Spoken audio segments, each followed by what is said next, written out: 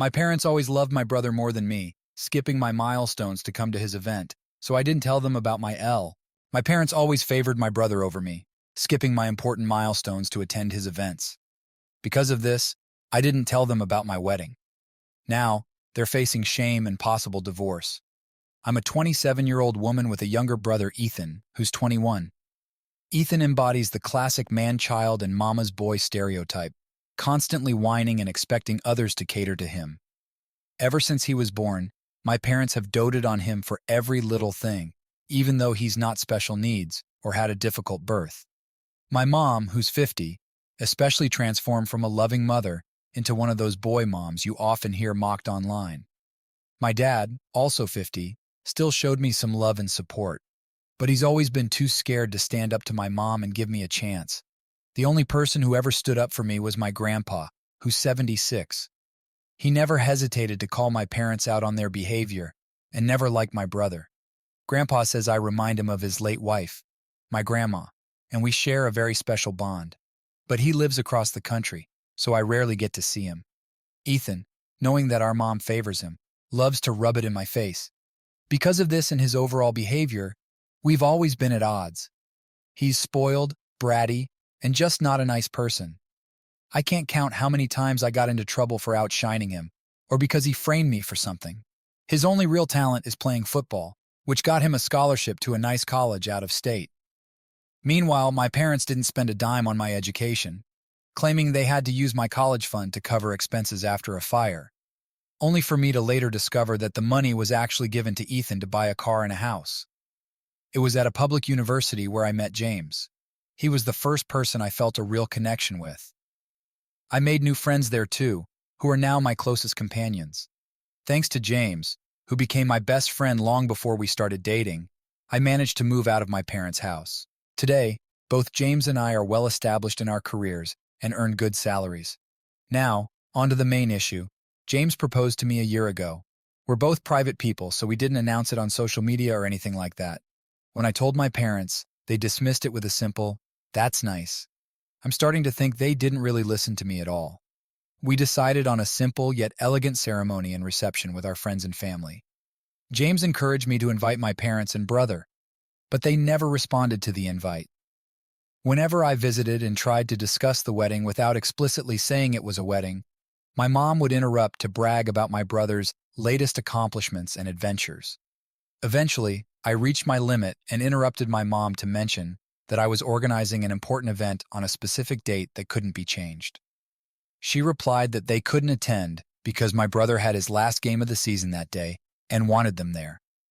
This favoritism wasn't a shock. They had missed my ballet recitals and both my high school and university graduations for him. At this point, I decided to be petty. I told my parents it was fine if they missed this event, purposefully leaving out that it was my wedding, and didn't push the issue further. A few weeks ago, I got married. It was perfect. My family, James's family, and our friends were all there, and we had an amazing time. My grandpa was thrilled to walk me down the aisle, and everything was just perfect. My relatives kept asking why my parents weren't there, and I was honest, saying they had to attend my brother's game and couldn't make it. That explanation earned me a few knowing looks, and my grandpa was clearly furious for a while. But other than that, nothing unusual happened.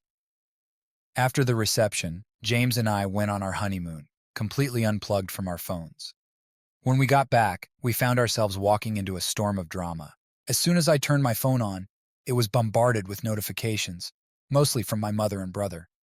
Ethan had sent a slew of nasty messages, calling me all sorts of terrible names. Apparently, one of my paternal aunts had posted wedding photos on Facebook with a caption that subtly called out my parents, especially my mom, for missing the event. The post caught fire in our community, and my parents faced a wave of public shame for how they'd treated me. It turns out that my grandpa had even visited my parents to give them a piece of his mind. He laid into my father so harshly that it brought him to tears. This seemed to be the breaking point for my dad. He was deeply upset about missing his only daughter's wedding and devastated by his father's disapproval. For the first time, he stood up to my mom, even threatening to divorce her unless she found a way to make it right with me. I suspect that's why my mom has been blowing up my phone. Her messages started off with insults and threats, but quickly turned into desperate pleas and self-pity. Now James and I are back home, trying to figure out how to handle all this. Most of my relatives, even those who weren't invited to the wedding, have reached out to apologize, saying they had no idea what had been going through at home. I can't really blame them, since most of them live with my grandpa on the other side of the country or in different states. However, my mom's sisters and friends are giving me grief for not telling her about the wedding, claiming she's now inconsolable over missing it. Personally, I think she's just putting on a show, but I'm not entirely sure. The latest messages from my parents sound deeply hurt and regretful about missing my wedding. My family is now split into 3 camps. The majority, who are on my side, my maternal aunt, who's criticizing me for upsetting my mom, and my maternal grandparents, who are urging me to forgive her in light of her attempts to make amends. My best friends are advising me to ignore the guilt tripping and focus on my own happiness. So Reddit, am I the asshole? Edit. Thank you all so much for the overwhelming support and feedback. I want to address some common questions here. 1. Did I inform my parents about the wedding? Yes, I sent traditional paper invitations to all our guests and confirmed they were delivered. I didn't receive any responses from my parents or Ethan, and a few distant relatives and people on James's side also didn't reply. I followed up with everyone who hadn't responded, and those who couldn't come let me know. When I texted my parents and brother to ask, they left me on read. Knowing how they are and given all the wedding planning I had to handle, I didn't push further. 2. Why didn't I remind them about the date? I didn't remind them because they had already told me they had to attend my brother's game. Every time I tried to highlight my celebrations, I was brushed off and told not to be a bother, as other things were simply more important than me. At that point, I figured it wasn't worth the effort to insist. 3. Did I keep the wedding a secret? Not exactly. I just didn't tell my parents it was my wedding to see if they showed any interest. But as expected, they didn't. I did talk openly about the wedding with my aunts and uncles, and my mom was even in the room a few times when I discussed venues or dress shops with my aunt. Sometimes she was on the phone, other times chatting with other people, but she never paid attention. During family gatherings, she'd just smile and say, "That's great, dear," before changing the subject. My dad and Ethan remained silent throughout. 4. Why do I still keep in contact with them? I've tried going no contact in the past, after graduating from high school, during my bachelor's, and even my master's programs, but I've always been harassed into reconnecting. It's been a difficult cycle to break. My parents never bothered to show up for any of my graduations, always prioritizing my brother's activities. Every time I considered distancing myself from them, I was guilt-tripped by my parents, brother, maternal aunts, and grandparents. They shamed me for even thinking of turning my back on family. The big difference now is that James is by my side. We started dating shortly after my last attempt at going no contact, and having him here gives me the confidence I lacked before. As I mentioned earlier, my paternal relatives all live far away and didn't know the extent of how my parents treated me. When I was 14, I tried to expose my parents' behavior to my paternal side. My aunts, uncles, and grandpa reprimanded them, but my parents just pretended to be sorry. Once we got home, they gave me the beating and gaslighting of a lifetime for lying. After that, I kept in regular contact with my paternal side, but I was too scared to admit the abuse. My grandpa was the only one who knew, but he was threatened with being cut off from me if he tried to intervene. Another thing to note is that I don't live in the same city as my parents. I moved to a city about an hour away, and they don't know my new address. This is because my brother once tried to break into my apartment to steal money, and my mom supported him, saying that siblings should share their things. So I moved, and I'm making sure they never find out where I live. As for the car and house they bought for my brother, it wasn't before he started high school. They bought him a car for his 16th birthday and a house near his college when he began freshman year. They didn't use my college fund immediately. They just lied about it and kept it aside to use later for him. Update 1. To those who think my story is fake, I'm glad your family life is so good that my reality seems like fiction to you. But please stop harassing me and sending DMs accusing me of making up a story for attention. If I missed a few details in my original post, it's because I was overwhelmed and crying due to my family's harassment. You don't have to read my story or believe it's true, but a little decency would be appreciated. Now let me clear up a few things. 1. Asterisk, asterisk. The invitation clearly stated it was for a wedding. Asterisk, asterisk. No excuses there. 2. Asterisk, asterisk. None of my maternal family attended the wedding. Asterisk, asterisk. I'm sorry if that wasn't clear. Most of them were busy, and the rest just sent gifts with excuses for not coming. I don't know why they didn't discuss the wedding with my mom. I'm not in their heads. 3. Asterisk, asterisk. My mom's so-called atonement was an apology via text. Asterisk, asterisk. Now on to the update. This past week has been chaotic. I took a break from Reddit to gather my thoughts and had a long talk with James about what to do next. He's been my anchor, and I couldn't love him more for the support he's given me. My parents were always a difficult topic, but James hit me with a harsh reality check that I desperately needed. We realized that my continued contact with my parents and my inability to fully go no contact isn't healthy. Deep down, I think I've always craved their approval even now. It's pathetic, I know, but it's like an addiction. When they're in a good mood, they can be loving, funny, and warm. But then they turn cold, and that little bit of affection makes you crave more. You end up destroying yourself hoping for their approval. But that's enough. I've promised myself that things are going to change. I've thought long and hard about this. I thought long and hard about the situation, and decided it was time to start therapy and go no contact with everyone who had made an issue out of this mess, once and for all. After a day spent reflecting on my feelings, I messaged my father. I told him that if he wanted to talk, we could meet in a neutral location the next day. He replied almost immediately, agreeing to meet. We ended up meeting at a park, with my father's sisters and brother there to help manage the situation.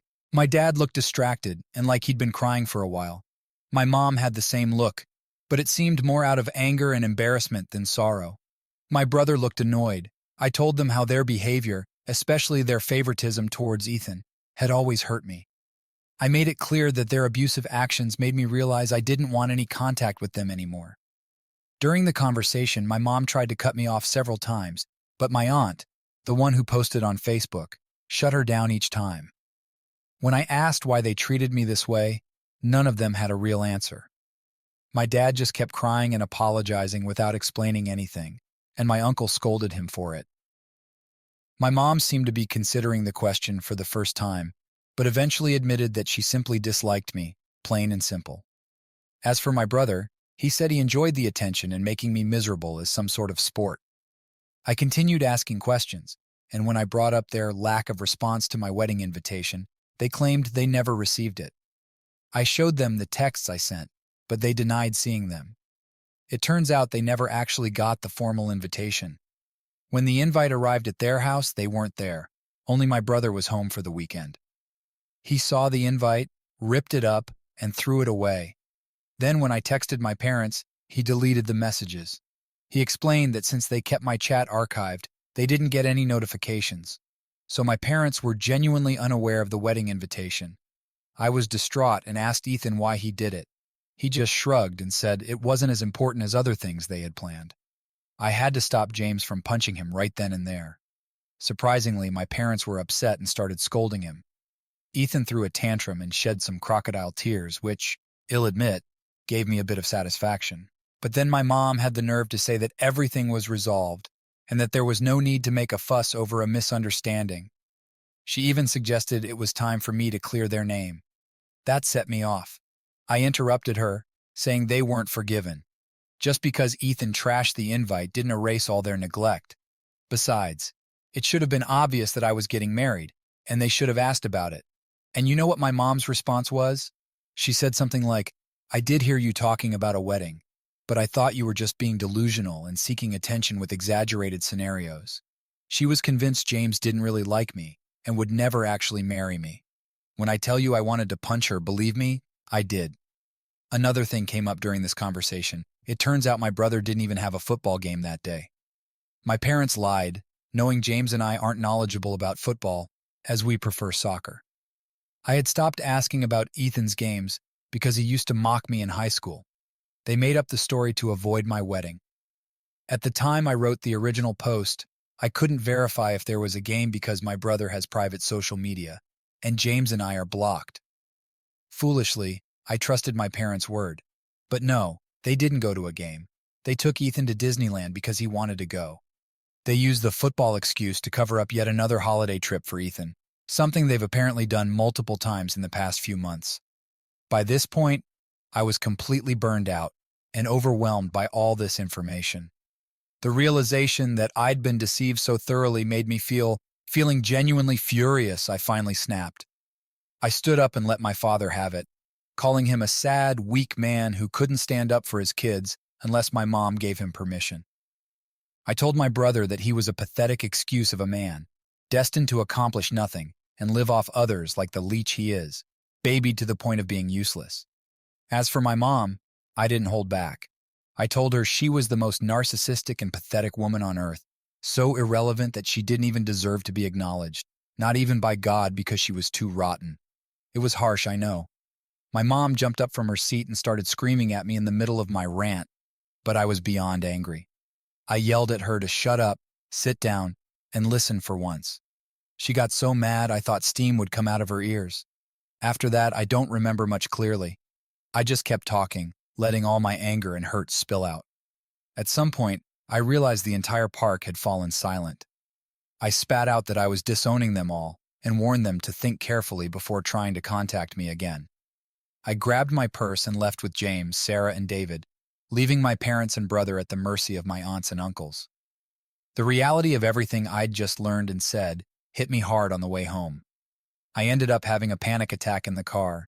James was driving, so Sarah helped me until we pulled over into a parking lot so I could calm down. I can't express how grateful I am for their support.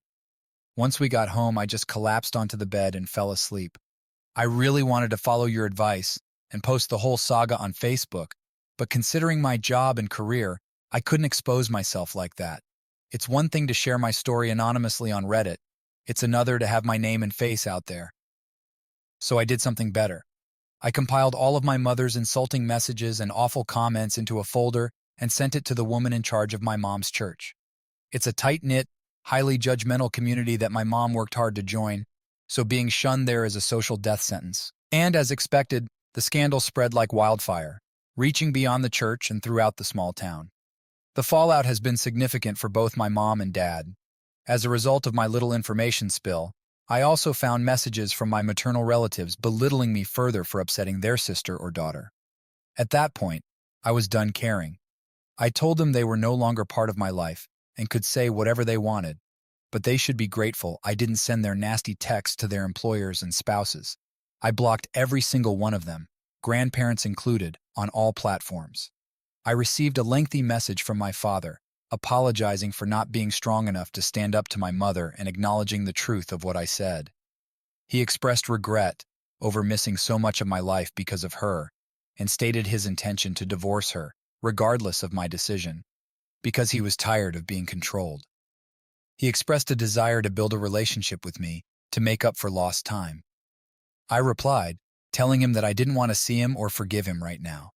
He responded by promising to try his best to win me back and said he loved me. I found that hard to believe and blocked him too. His attempt to shift the blame entirely onto my mother felt slimy. At least she owned up to her hateful behavior. I don't want people like him in my life. My mother and brother are also blocked. Ethan continued sending taunting and insulting messages, so I blocked him. My mom tried to throw a pity party for being shunned by her community and her crumbling marriage, and I just replied good before blocking her too. As for my grandpa, he's decided to stay with us for a while to support me. He's really the best and has read some of your comments, though he'd never admit he's flattered by them. It's been a few days since all this happened, and things have been quiet. James has been spoiling me rotten, and I'm starting therapy soon.